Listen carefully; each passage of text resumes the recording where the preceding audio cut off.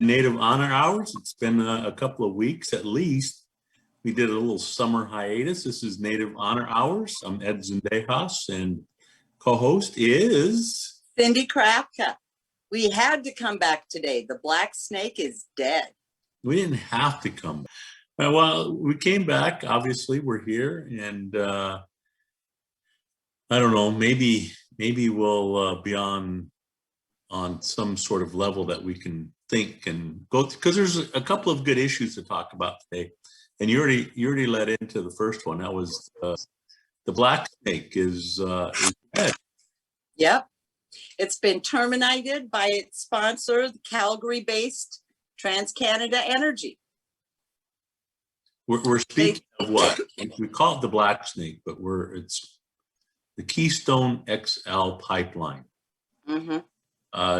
Was it today? Yesterday, I think it was, that the company that is promoting this and constructing this decided enough is enough. Tired of fighting Indians and everybody else to put this thing through, and killed it. So it was a big day for those that have been opposed to the pipeline. And well, one of the pipeline leaders, Dallas Goldberg, said, "We took on a multi-billion-dollar corporation and we won." I mean, basically, that's the bottom line. Native Americans and their allies were a major part of this pipeline not going through. Of course, President Biden making it one of the first things he did was to, basically refuse to give them the leases helped a lot. I'm not going to lie, but I think it was the awareness that Native Americans brought to the issue. I think it's having Auntie Deb as a Secretary of Interior. God, real quick, before we talk anymore about the pipeline, can we talk about Kristi Noem? Because that reminds me, her and Auntie Deb are pretty close. No, that's part of another issue. Don't get too far ahead of yourself. I know you like to do that. I do. My mind jumps around. Back to the pipeline. I would like to read you the statement by our governor. Be nice. About the pipeline. I will just read the words and you reply. No, I thought you were going to call him what you were calling him off the air. I wouldn't do that on the air because I'm a lady. Gosh, Ed. All righty. This is the response from Governor Pete Ricketts from his own Twitter feed. This is yet another example of the Biden-Harris administration putting the priorities of radical environment activists above our national interest. Without Keystone XL, the United States will not only be more dependent on overseas sources of oil, but our state will not enjoy the benefit of the jobs and property tax revenue that the projects would have brought. Do we have a response to that? Well, I do. There's many facets of that statement that you can address. First one was, go sentence by sentence, and I'll tell you to stop so I can address it individually. All righty. This is yet another example of the Biden-Harris administration putting the priorities of radical environmental activists above our national interest. All right. Now, I take it he's referring to Native folks who want to protect their sovereignty and their vital resources, specifically water. So it appears to me that when politicians don't get their way, they like to label something, a radical. I mean, it's not a radical idea to want to protect your interests and things that are vital to your economy and to your own self-interest. I think there is enough studies out there, quantifiable studies, that indicate and demonstrate that when these pipelines are built and constructed, it's not a matter of if they will leak, it's a question of when they will leak and the damage that they will cause as a result of that crude oil being let out into the environment. So when they're not happy, they like to put on these labels like radical, and I guess that's fine. And I think most people don't really care what you label them so long as you win. And in this instance, I think it's a good day for those tribal folks and that really put forth the effort and actually united Indian country. This has been an issue that has almost universally united Indian country, and I think it's a good day. And I don't care what Ricketts or anybody else wants to call, label, radical. We won. All right, go ahead.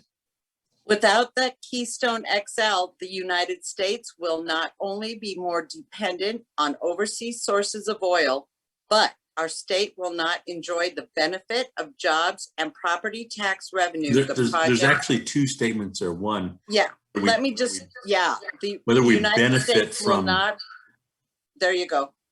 most of that oil. The reason why they needed a pipeline was to get the Canadian crude oil down to the ports down in Louisiana, the Gulf, where it would be then shipped off to other parts of the country.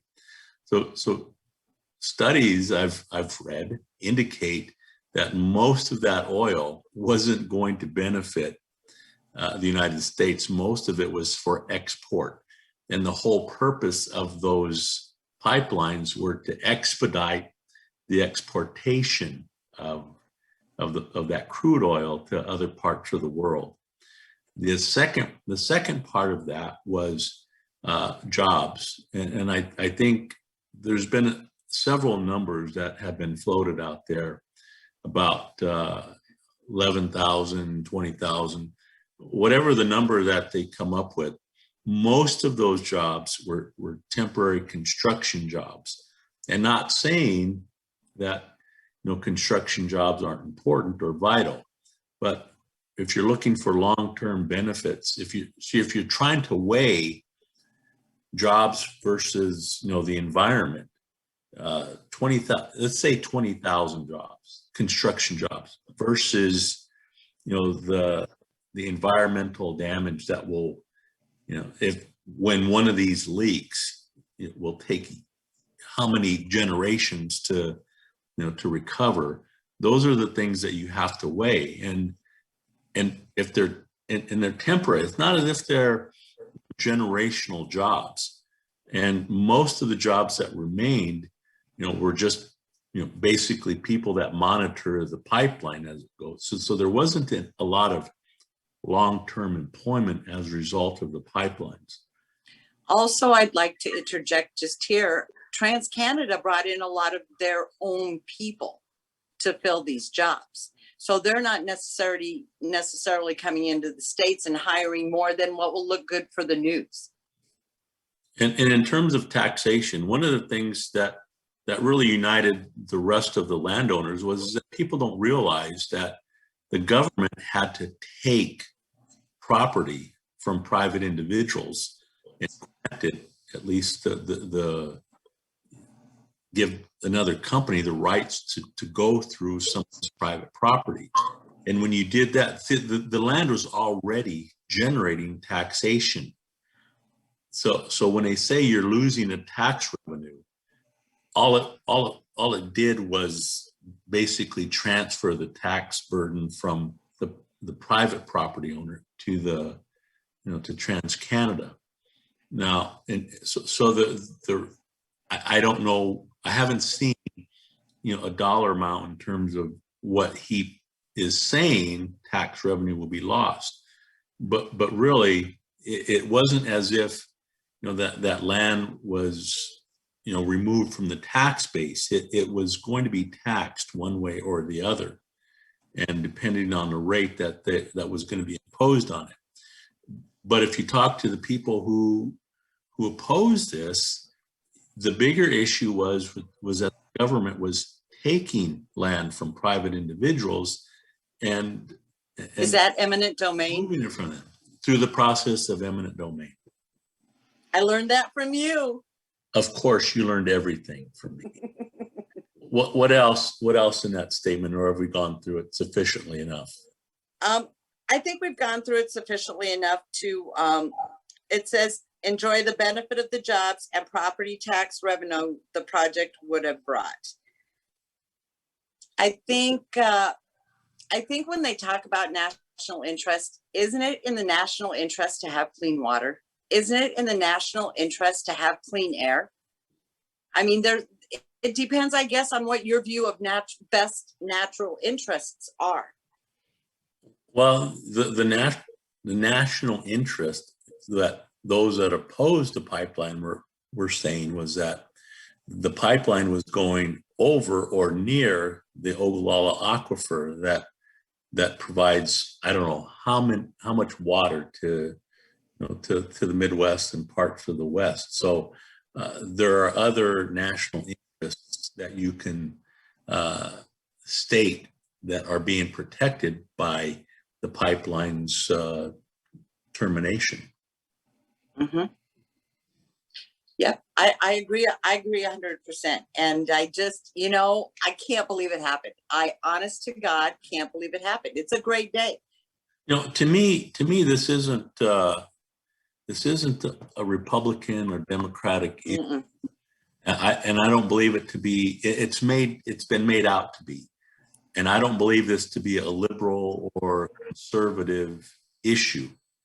This is an issue you can couch in terms of national interests, but there's, like I said, the studies on this are irrefutable in terms of the potential damage that pipeline, the new pipelines, the studies indicate that the pipelines are going to leak, crash, and have at the very beginning, the first 10 years, and after 50 years. And either way you're looking at it, we're looking at a situation where that was going to occur. And, people refuse to look at that aspect of it, and they continue to put up, the statements about, radical activism versus, tax revenue. But to me, it wasn't about, whether you're radical or not. To me, it was about common sense. And and also I look at some of the claims. I mean, the loss of jobs really would be hard to prove, because if you come up with alternate forms of energy, you're going to be employing people in that field. It seems like that there's talking points that are just continually used because they're continually used. Oh, the jobs it will create. I would have to see proof. And when they're calling people radicals, the United Scientists Association came out against the pipeline. Are they radicals? Or the United Scientists Association of America? You better fact check that one, Kenny. Would you double check what remember the name of our show? If the scientists are coming together and saying, no, this would be bad for the environment, why are people saying radical and not radical? Most of the professors I know are far from radical, especially the scientists. It's the facts. Well, on another issue, the Enbridge pipeline is still a hot topic in Indian country, and we'll see where that one goes. That one's starting to get pretty serious in terms of the progression of that pipeline, and I think there's going to be another Standing Rock moment in the coming future. So we need to keep our eye out on that one. This time I'll come with you. But certainly the Keystone Pipeline was a big day for those that opposed the Black Snake. Well, and another win for Indian country is the Supreme Court's ruling. Why don't you talk to us a little bit about that? Oh, you mean, I think it's the Cooley case. Oh, you think you know exactly what it is? You're the lawyer. Case. I was just trying to test you to see if you knew. This is an instance where tribal police pulled over, or actually saw someone alongside the road, and within the jurisdiction of tribal law enforcement, and essentially saw some things in the car which arose their suspicions, and end up finding some, I believe it was meth or something in the car, and then called, because it was a non-Indian, they called state enforcement. I believe they were actually charged with federal crimes because it was within the reservation, and the defendant filed what's called a motion to suppress the evidence, saying that it was obtained in an unconstitutional manner, that the tribal police did not have the jurisdiction to stop and detain them. There was other law enforcement agencies that came in, and the feds picked up on the prosecution, but they argued that because the evidence was obtained in their minds illegally, that it could not be used against him, and therefore their conviction should be thrown out. And actually, I believe the Ninth Circuit went along with that argument, which would have been extremely difficult for tribal law enforcement to effectively police the roads through Indian country. Throughout most of Indian country, it's usually in rural areas where there's not a lot of law enforcement. And so if you have a circumstance where you pull over somebody who is, meth or some other equally or lesser dangerous substance or other type of criminal activity, they would not be able to do anything other than to, down and maybe send them on their way, but there would not be the possibility of a trial or any kind of bringing of charges. So this was an important, and actually the way it works in Indian country, most of the police will do this anyway. The tribal police will pull somebody over, and if it's non-Indian, sometimes they will still issue them tickets and citations, or they will call state counterpart agencies, and they'll come out and do the arresting. But the issue with this was that now a non-Indian cannot complain, or everybody can complain, but allege that it was unconstitutional for the tribal law enforcement to stop and detain them, and which leads to the gathering of evidence against them in a certain criminal activity. What was the basis of the judge's ruling?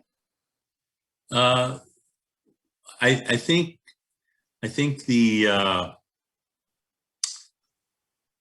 court sort of coalesced around the notion of, I think the issue of law enforcement sort of outweighed, hey, are we giving these tribal police more jurisdiction over not? I think the issue of law enforcement outweighed the, those that were maybe opposed to tribal jurisdiction over non-Indians, thinking, hey, if we don't do this, it's going to be crazy out there in Indian country, and there's a lot of crimes that could occur because tribal police, who do most of the police in some of these remote areas,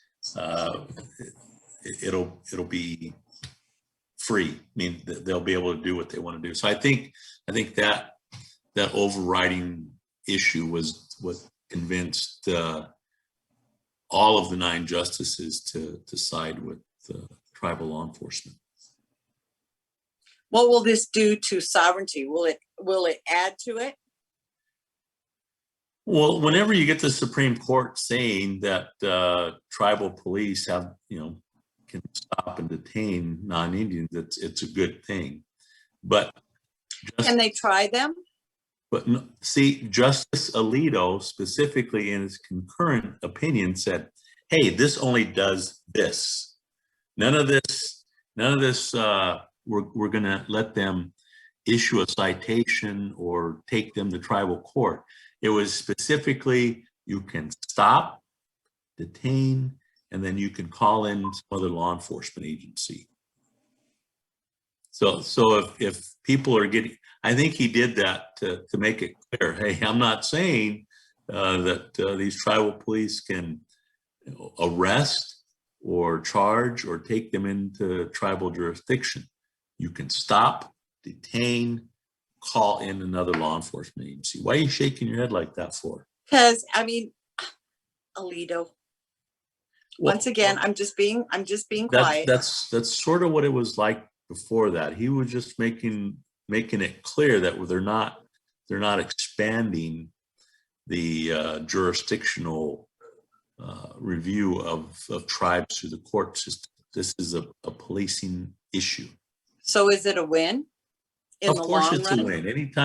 Anytime the Supreme Court 9-0 in your favor, it's a big win, but it's not, I think a lot of people were looking at this as, oh, this means we can start trying white people in tribal court. Yeah. No, it doesn't mean that at all. But it is a big win. And you take those whenever you can get them. So this was a big win. Well, and maybe a stepping stone, maybe a stepping stone onto future. Well, we don't know. Our generation is on its way out. Maybe the newer generation, Ed doesn't think so ever. No. I have faith. I have hope that it will just be a stepping stone to greater things. Maybe when aliens take over and Brother Gary. Maybe when we expand the court. When happen.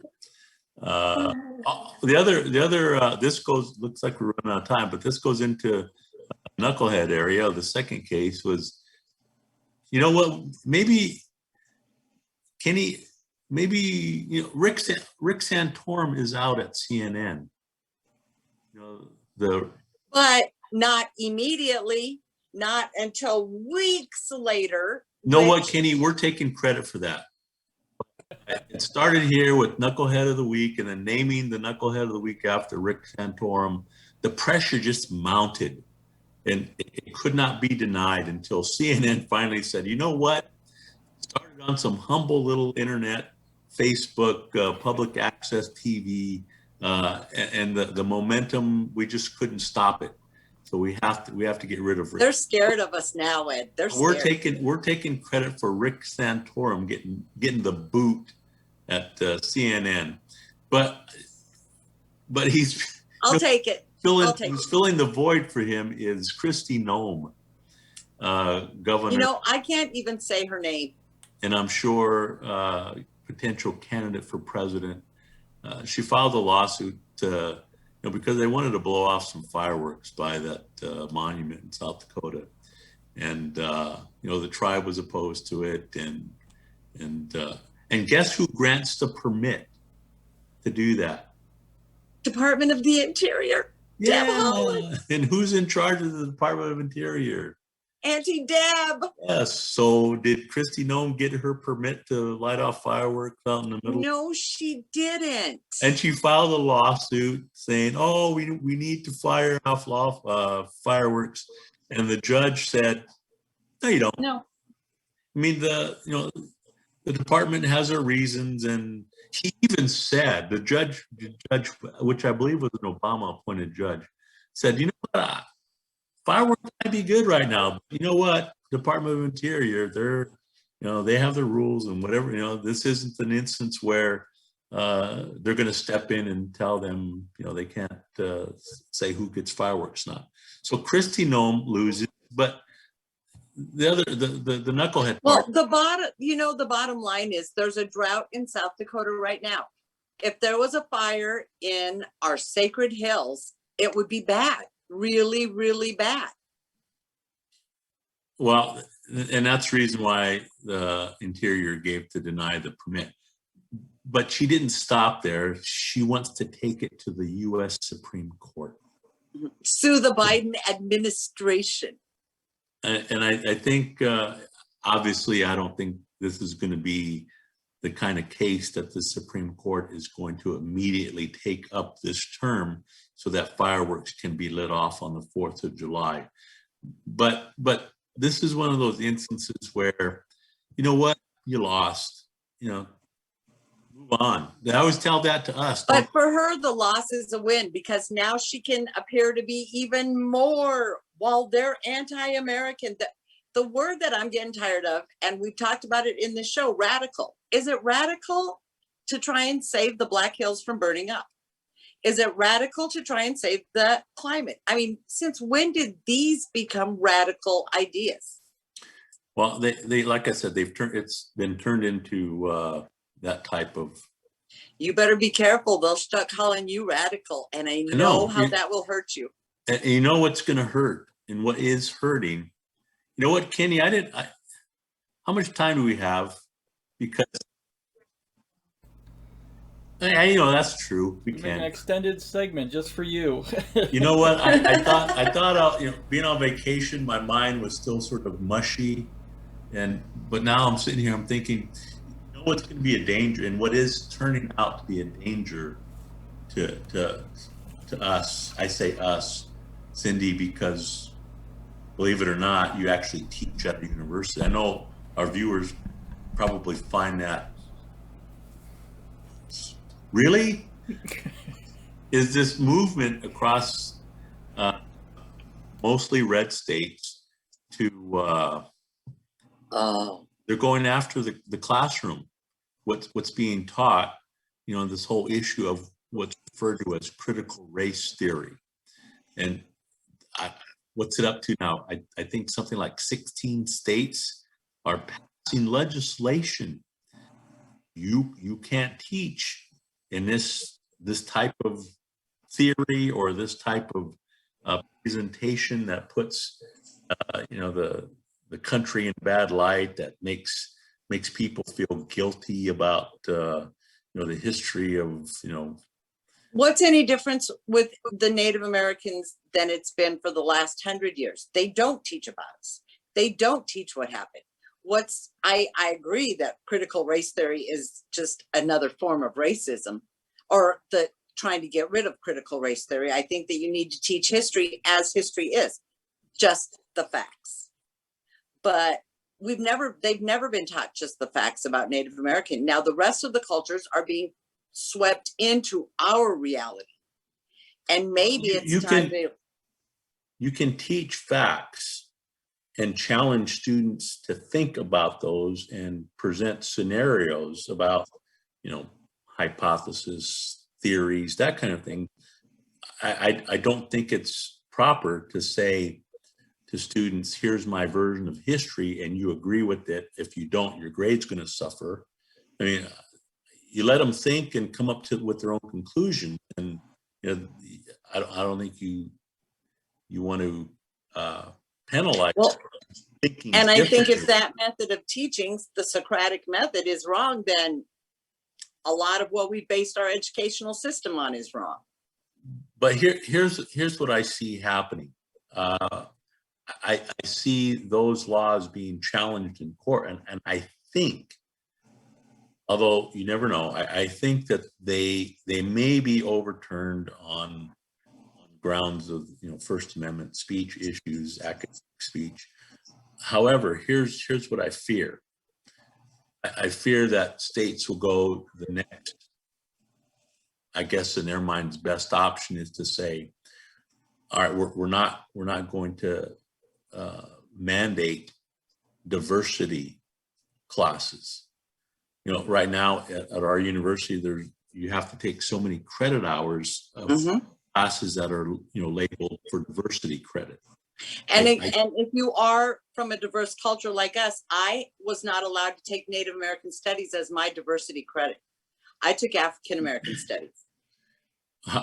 But the overall point is that I can see states, rather than saying, ban critical race theory in a classroom, I can see them saying the university system cannot make students take diversity classes, which, as you know, that although as great as our classes are and as important as they are, we both know that many students would not take those classes.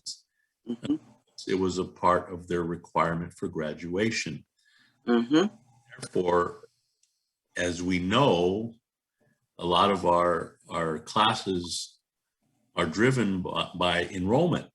So if we don't have enrollment, then it's easy to cut back and to eliminate most, if not all, of those classes that may be considered to be diversity classes. So that's my fear in all of this, is that this movement is going to be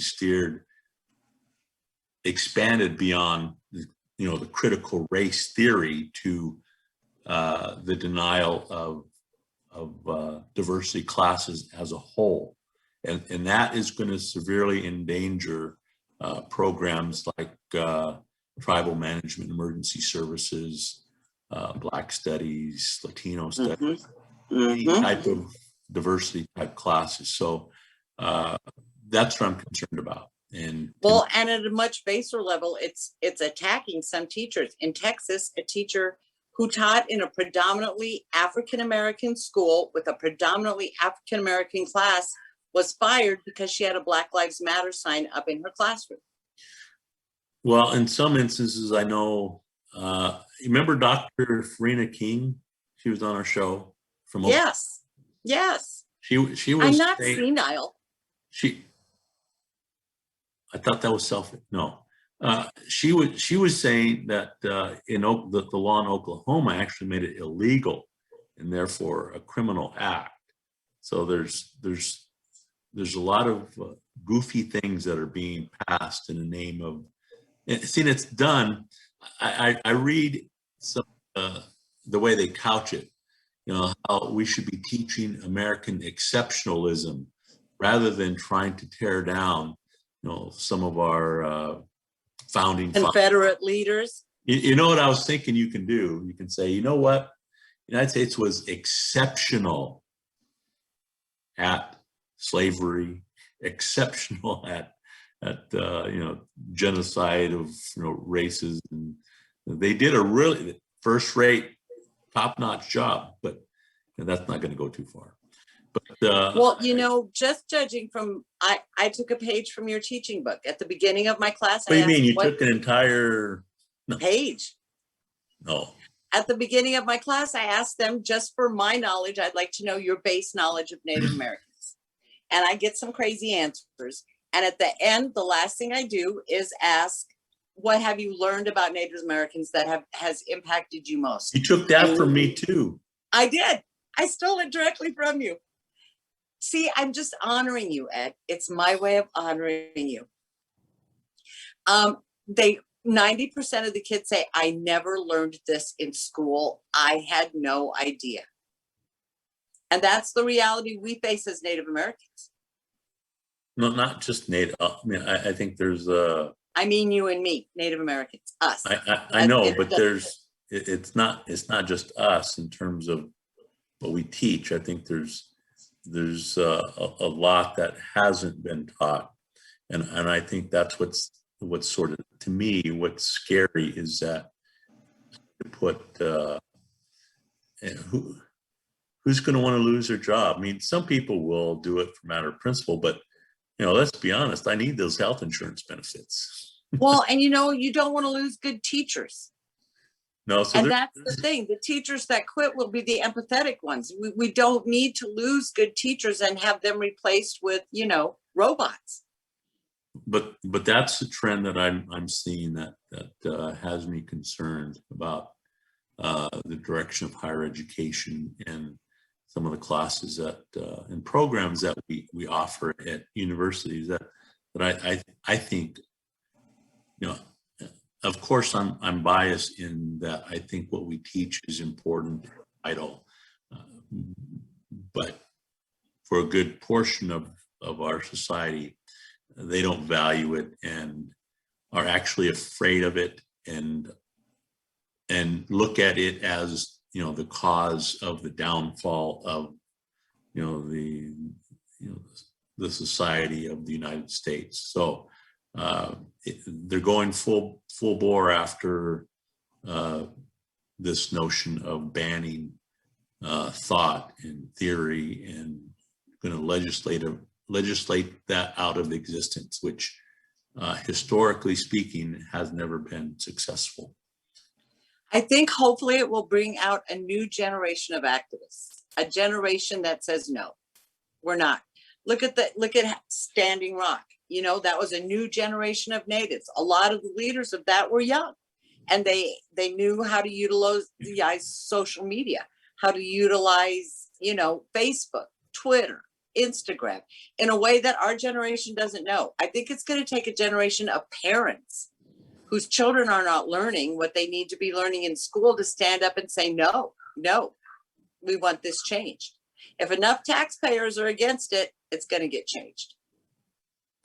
Well, that remains to be seen. But right now, in a good number of states, it's beyond talk. I mean, legislatures have passed, governors signed, you know, bills banning, you know, various critical race theory type, and which will bleed into other areas as well.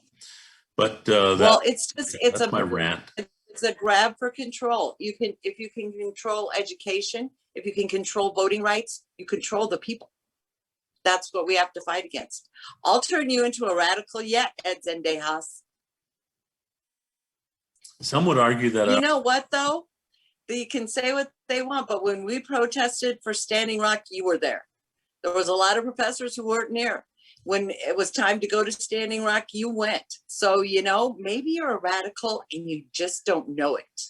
You know, I wasn't fully radicalized because, as Kenny will I didn't go in camp. Oh, I didn't go neither did the grandmothers. I took students and we went around, right, Kenny? But where did we stay? Casino. Prairie Night Hotel, just up the road. That's where the grandmothers all stayed. Just because we're for the cause doesn't mean we have to camp out. Yeah, I don't camp. I'm not, I wasn't going to camp.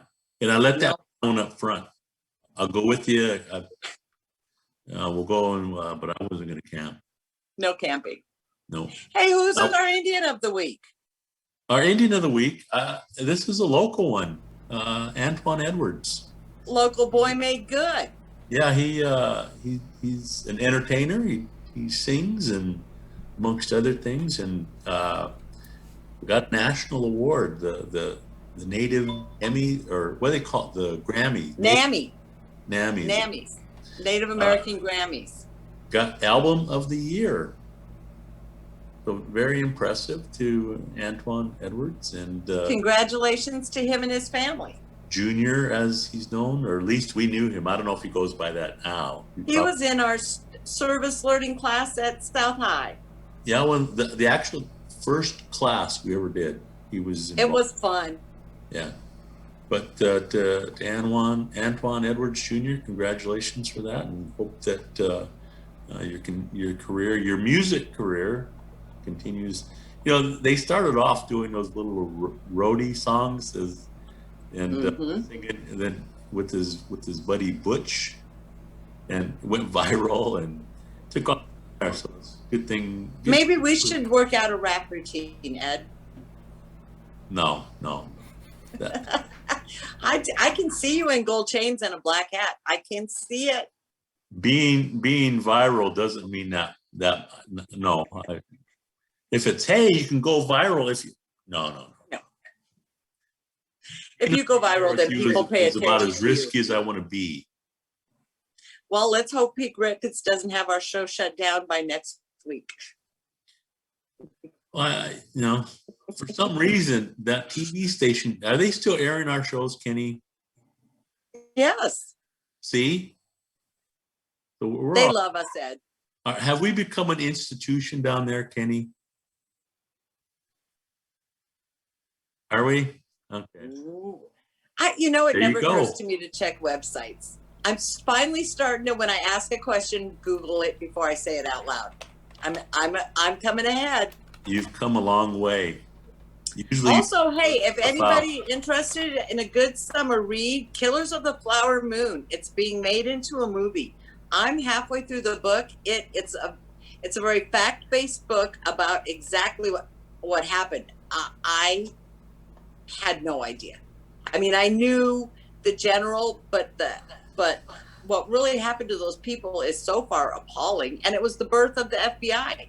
It was one of the first cases Hoover ever got involved in. And it's a real interesting book. It'll be interesting to see, isn't Leonardo DiCaprio and who is directing it? I I don't know know if Brother Gary isn't in it, then I don't know.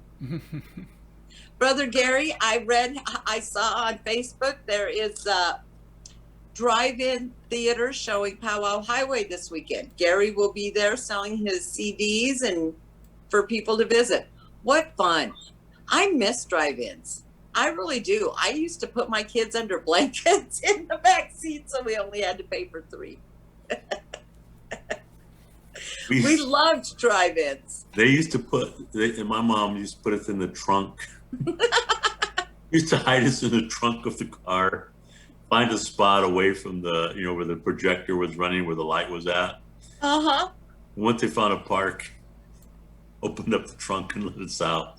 Mm-hmm. For the most part, we just ran around and, usually some of those places would have playgrounds. The one in Council Bluffs had the playground. Yeah, we'd sit here and try to swat mosquitoes away and get all sweaty on whatever night it was during the summer and go home all stinky and sweaty and. But happy. It was so Go much to bed. fun. It was. You brought all your own treats and everybody had to hold it till they had to go at the same time. Yeah, I don't know today why anybody would want to go to a drive-in theater. It's hot. But Ed, also, when I was little, we didn't have central air. There was 2 window air conditionings, one in my mom and dad's bedroom and one in the dining room. And you just sweated everywhere else. My grandma didn't even have fans. But today, we have those things. They came back during COVID. I'm just saying, drive-ins. Who would Yeah. want to go? But You would go if the grandkids were in town, and so would I. Well, I just remember that you say air conditioning. No, we didn't have air conditioning. I remember one time we had one, and it was a small one, and we put it up in the window and put curtains in the room so that the air couldn't get out. And 12 of us sleeping in the floor. I could see who got a cushion from the couch so we could stay. And that was maybe 1 or 2 summers where I ever remember having air conditioning. I remember just laying in bed. People don't think it gets hot in South Dakota. It gets hot in South Dakota. I remember laying in beds just trying to sleep, but you couldn't sleep because you were on fire. So when you walk into my house, it's cool. I have 2 central air conditioners, one for a couple floor, one, and those babies are running. So I don't skimp on cool in the summertime. I've been through that, lived through that. No, it's not happening. I'm not. No. When I hear people say, "Oh, you can open the windows tonight," no, you don't. No. Air conditioners running, and on top of that, I'm still going to run fans, ceiling fans. I'm cool in the summer. No more of this sleeping on the floor, waking up to a sweat-stained body. Oh yeah. No, that's not. Or just the minute the sun hit in the morning, your bedroom was 100 degrees. But I don't remember ever thinking I was dying. I remember thinking that at my Gram's house, you had to wear cowboy boots and jeans all summer because of the rattlesnakes. So no matter how hot it was, you were still wearing cowboy boots. And we all did it and we all survived. My kids would die. But that's what they say. Mom, I can't believe you don't want to camp. I did it. It was called life in the 1950s. See, that's why I don't camp. I need to sleep on the floor and be miserable. I've been there, done that. No, I'm staying in a hotel. I'm going to get a nice soft bed, and I'm going to have a TV and a remote, and I'm going to turn the air conditioner up in the summer or the heat up in the winter. So none of this camping stuff. Having said that, Kenny, I think we're done for. We're done for the day. Thank you for listening. Any questions? Or anybody listening out there, Kenny? Ooh, man, look at us. CBS and NBC will be knocking at our doors. Yep. Maybe they'll hire you to replace Ron Santos. Who? You. Replace who? Oh God, I got the name wrong. Okay, I was a little senile. Rick Santorum? Rick Santorum. No, I don't want his spot. Oh, you'd be good. No, they should hire. You know what? Me and brother Gary will take. Give us. There you go. There you go. Well, we won't be back next week, but we'll be back the week after, huh, Kenny?